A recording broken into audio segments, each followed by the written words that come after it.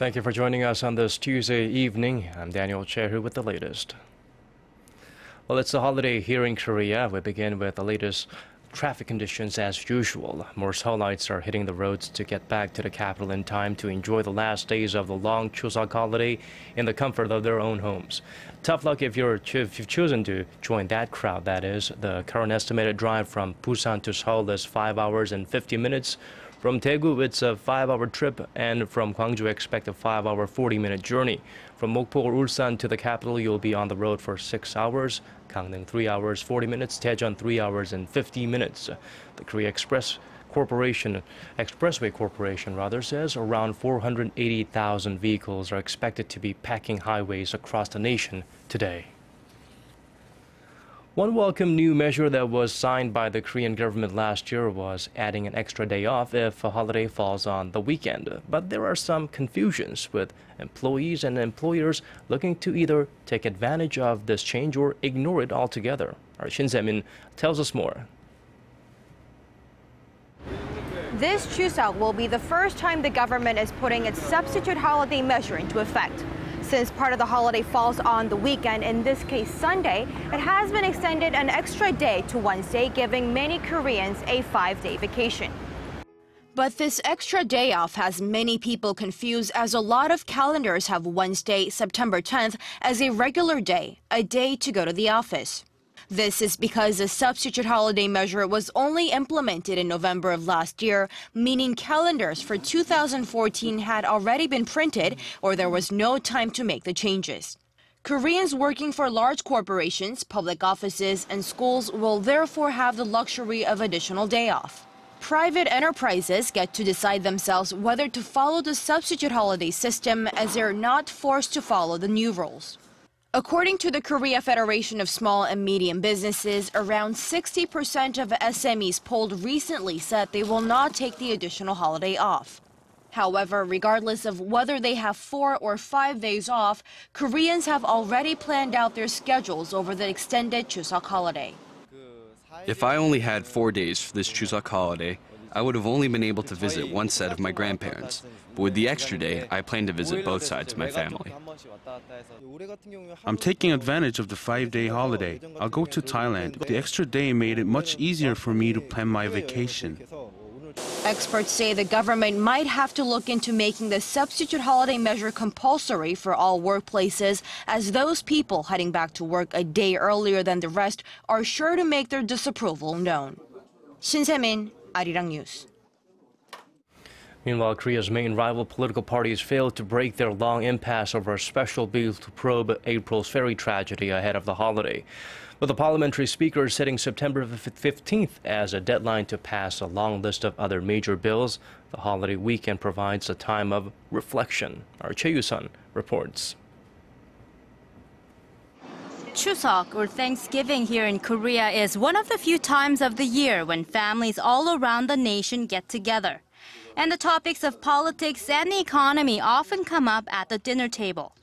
The Korean people's attitude towards the government and the political parties this Chuseok season is rather complicated, as the political tug-of-war over a bill that would set up a probe into April's deadly ferry accident has paralyzed the parliament for months. Keeping our distance from parliamentary affairs, President Park Geun-hye instead has been looking after the people's needs and stressing that Korea must not miss out on the golden time for economic recovery. 우리 경제가 새롭게 도약할 수 있느냐, 아니면 정체의 터널에 갇히고 마느냐가 결정되는 중대한 기로에 서 있습니다. This goes in line with the ruling Seoul Party urging the opposition to cooperate in swiftly passing a lineup of economic and reform-related bills that concern people's daily lives.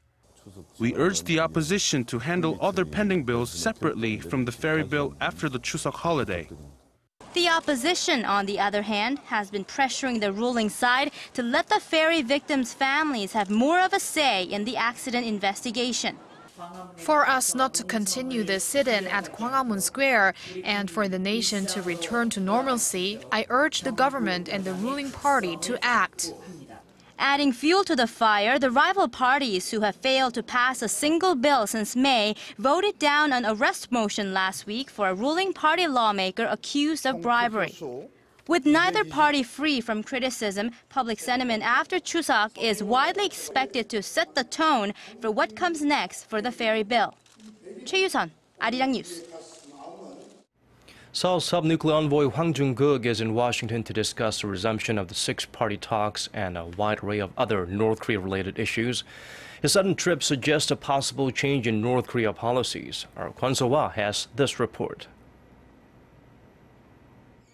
Evolving conditions on the Korean peninsula is what made Chief Nuclear Envoy Hwang Jung-kook head to Washington on Monday local time for discussions on resuming the six-party talks on the denuclearization of North Korea and possible measures in response to additional provocations by the North.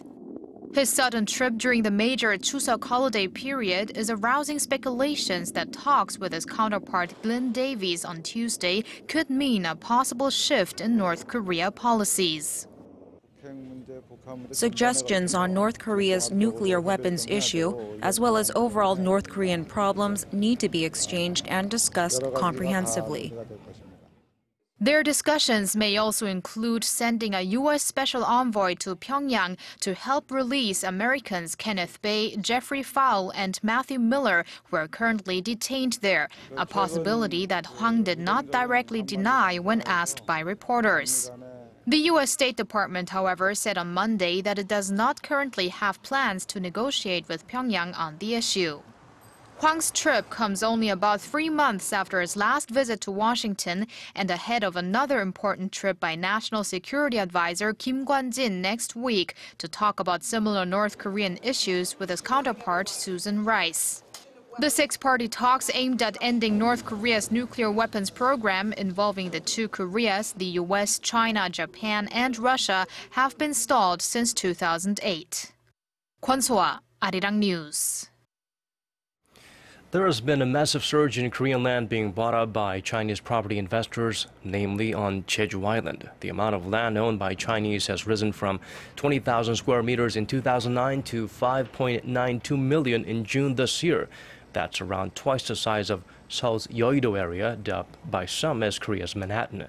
This trend follows the launch of an immigration scheme in 2010 that grants local medical, education and employment benefits to foreign investors and their families who have lived on Jeju Island for 5 years after buying property worth $500,000. The Jeju provincial government and the Ministry of Justice launched the investment program to raise funds and internationalize the island. But the plan may backfire as the alarming rate of Korean land being owned by Chinese investors could lead to new problems down the line. South Korea's population is aging at the fastest pace among advanced economies. Koreans aged 65 and older accounted for 12.2% of the total population of about 50 million. That's the 30th highest proportion among the populations of the 34 OECD member nations. But in terms of the pace of aging, the country sits at number 1. The Korea Institute for Industrial Economics and Trade did the math and revealed the shocking result. Using 1970 as the base year, the elderly population grew 4 times up until 2013, which is more than double the OECD average of 1.6 times. Japan was second with 3.6 times, followed by Finland at 2.1 times. This, along with Korea's fast plummeting birth rate, could add uncertainties to the nation's economy and future. Moving our sights outside of Korea again, U.S. President Barack Obama is set to unveil his strategy on combating the rising terror of Islamic State militants in the Middle East. And it won't involve committing U.S. troops to ground war. Our Kim Min-ji reports. U.S. President Barack Obama is going to step up the offensive against the Islamic State. According to U.S. officials on Monday, the president will embrace a broader counter-terror mission than ever before. The new strategy will likely depend on the support of allies and will not involve the deployment of U.S. ground troops. Earlier in the day, Obama phoned Iraq's new Prime Minister Haider al-Abadi to discuss the growing insurgency. Al-Abadi promised to work with regional and international partners to strengthen his country's capabilities to fight the extremist group. Obama will outline Washington's game plan on Wednesday. In the meantime, the United Nations says up to 700 children have been killed or injured by IS militants in Iraq since early this year, including in summary executions. Leila Zerougi, the UN Secretary General's Special Representative for Children and Armed Conflict, said the Islamic State attacked boys as young as 13 to carry weapons, guard strategic locations, or arrest civilians, while even using some as suicide bombers. Kim Min-ji, Arirang News. The ceasefire between Israel and Palestinian factions in Gaza is under growing pressure. Halting the fighting is only the first step in a truce aimed at finding a solution to the long-term siege of Gaza. The biggest problem is that the terms of the agreements have not been made public, leaving it vulnerable to be contested by rival parties. Meanwhile, Israel's Haaretz reported today that the country's foreign ministry submitted a proposal for stationing an international force in Gaza to monitor rehabilitation and prevent the rearming of Hamas. The classified document was handed to the Security Cabinet by Ministry's Director General Nissim Ben Shitrit on August 21st. The topic will be further discussed later this month when Israel and Hamas representatives meet to work out the details of a wider ceasefire deal. Now, the weather, it looks like it's ripe for outings in most parts of the nation on this public holiday, albeit with patches of clouds overhead. But on Wednesday, expect the gap to widen between the daytime highs and nighttime lows. And now let's take a look at the weather conditions outside of Korea around the world.